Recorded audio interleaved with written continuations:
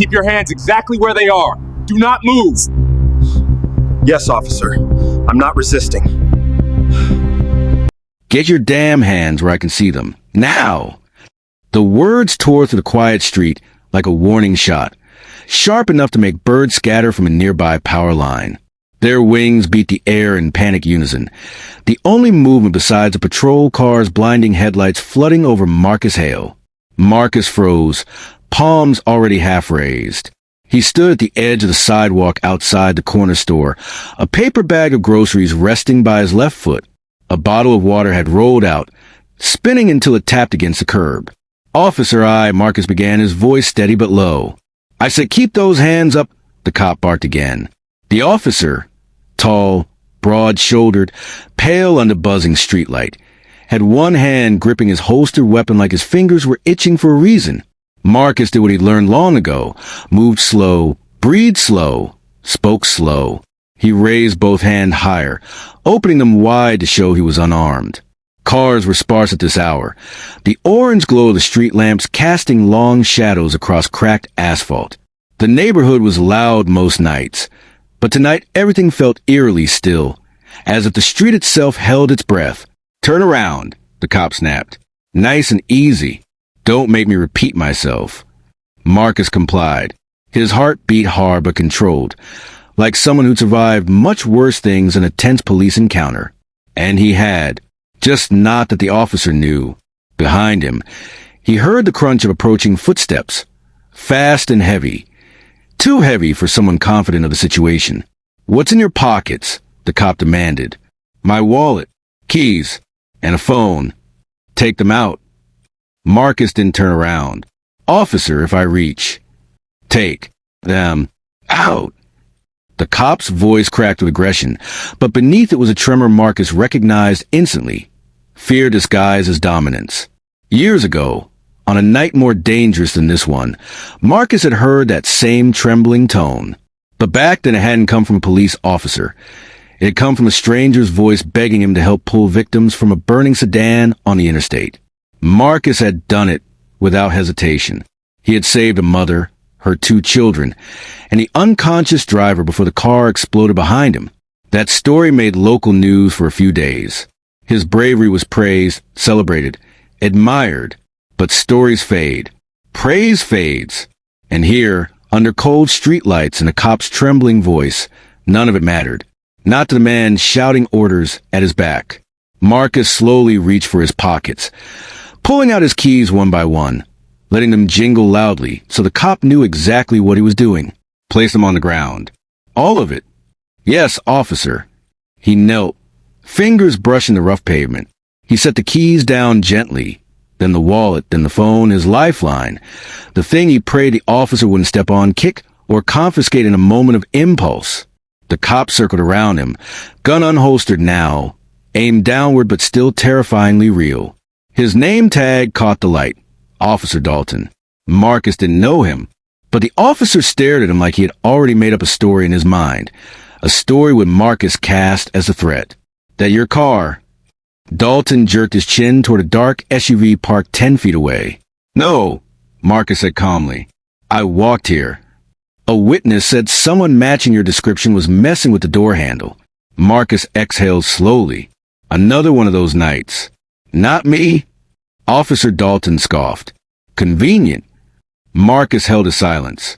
"You live around here?" Dalton pressed. "Yes." "Where?" 2 streets over." "Address?" Marcus gave it. Dalton's expression didn't change. If anything, the muscles in his jaw clenched harder, as if every answer Marcus gave annoyed him more. It wasn't about the truth. It was about control. Dalton stepped closer. "You got any weapons on you?" "No." "Any drugs?" "No." "Any reason you might have been looking into that SUV?" "I told you, I wasn't near that vehicle." Dalton leaned in. "Then why were you sweating?" Marcus met his eyes. "Because you're pointing a gun at me." Dalton paused but didn't lower the weapon. "You smart-mouthing me?" "No, officer. Just explaining." Behind them, a door creaked open from a small convenience store. The store owner, a middle-aged man with glasses, peeked out cautiously. "Everything okay out here?" he called. "Stay inside," Dalton snapped without looking back. The owner flinched and retreated instantly. Marcus swallowed. The situation was getting worse, not better. "Stand up," Dalton ordered. Marcus rose slowly to his feet. Dalton's gaze swept over him, his hoodie, jeans, worn sneakers. Marcus was a tall man, strong and broad-built from years of physical labor. That alone made some people nervous. But Dalton's eyes weren't just measuring size. They were looking for a reason to escalate. "Turn around," Dalton said again. Marcus did. Hands still raised, he stared ahead at nothing but the empty street, quietly planning how to survive the next minute. Not because he had done anything wrong, but because survival often depended on predicting the unpredictable. Dalton approached his back. Marcus heard the crackle of the officer's radio, but no word spoken into it. Dalton was handling this alone. Maybe out of pride or ego, or the desire to be the hero of his own imagined crime scene. "You know," Dalton muttered sharply, almost himself, "I get guys like you all the time." Marcus blinked. "Guys like me?" "Don't play," Dalton said, always acting harmless until they're not. Marcus kept his voice calm. "I'm unarmed, officer." "Yeah, so you say." Silence stretched, a tense, stretched-in silence where even the distant traffic seemed to fade. Then Dalton shoved him. Hard. Marcus stumbled forward, catching himself just before hitting the ground. "I said stand still." Dalton barked. "I am standing still," Marcus replied. "Wrong answer." Dalton's hand grabbed Marcus's shoulder and spun him around. The officer's face was flushed, veins tense in his neck. He shoved Marcus against the hood of the patrol car, the metal icy even through Marcus's clothes. "Why were you near that SUV?" Dalton hissed. "I wasn't." "Don't lie to me." "I'm not lying." Dalton pushed harder, pinning him in place. Marcus exhaled through clenched teeth. Not from fear, but from the effort not to react. A streetlight flickered above them, buzzing softly. "Officer," Marcus said carefully, "my groceries are still—" "Shut up." Marcus's jaw tightened. The hardness in Dalton's eyes wasn't professional. It was personal.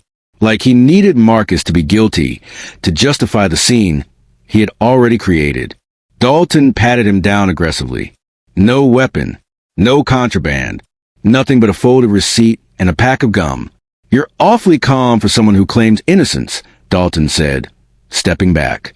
"I've done nothing wrong," Marcus answered. "Everyone says that." Marcus turned slightly, just enough to face him, but not enough to seem confrontational. "What more do you want from me?" Dalton's thumb tapped the grip of his gun. "You know what I think?" The officer said. "I think you're hiding something. Men like you always are. And I'm going to find out exactly what it is." Marcus let out a slow breath. He didn't want to say it, but the truth needed to land. "Officer, I saved someone's life tonight." Dalton blinked. "What?" Marcus gestured with his chin toward the grocery bag on the sidewalk. Those groceries were for Mrs. Langley, the elderly woman 2 streets over. She passed out earlier today during a heat spell.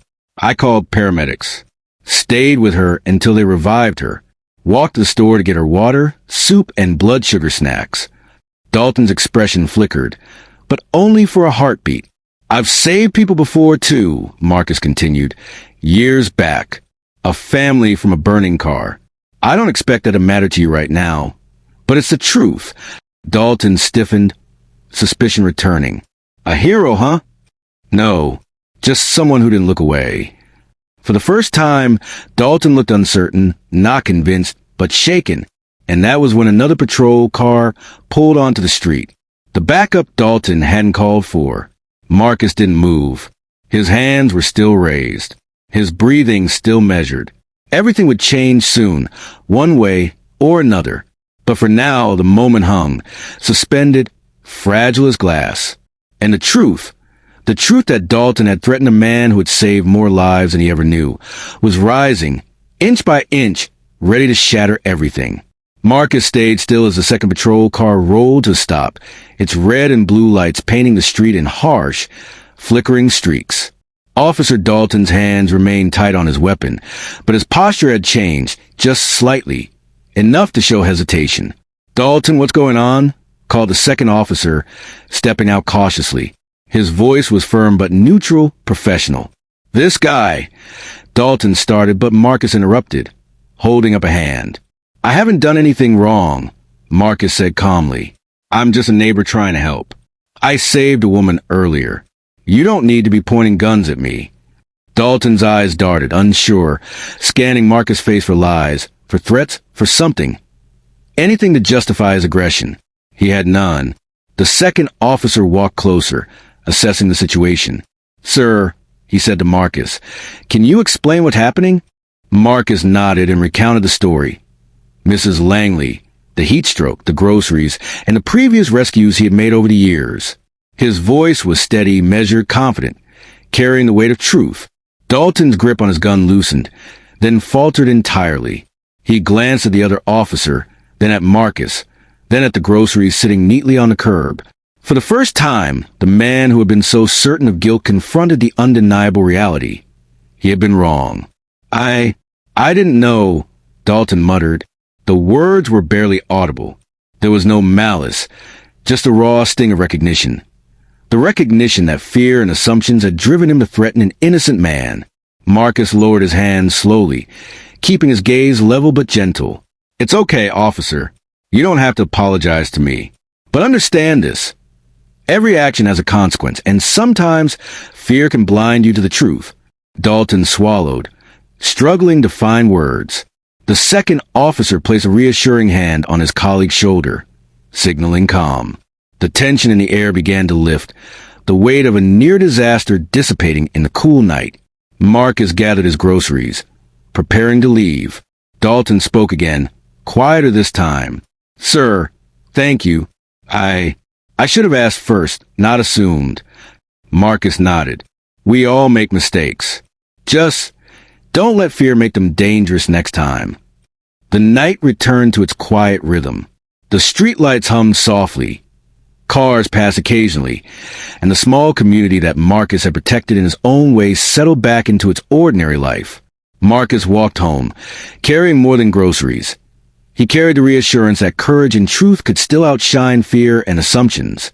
And as Dalton watched him disappear into shadows, he knew he had witnessed a lesson he wouldn't forget. Sometimes heroes aren't recognized until they're almost dismissed entirely. If this story moved you, take a moment to reflect. How often do we judge before we know the full truth? Share this story, raise awareness, and stand up for justice in your own community. Heroes are everywhere. You just have to see them.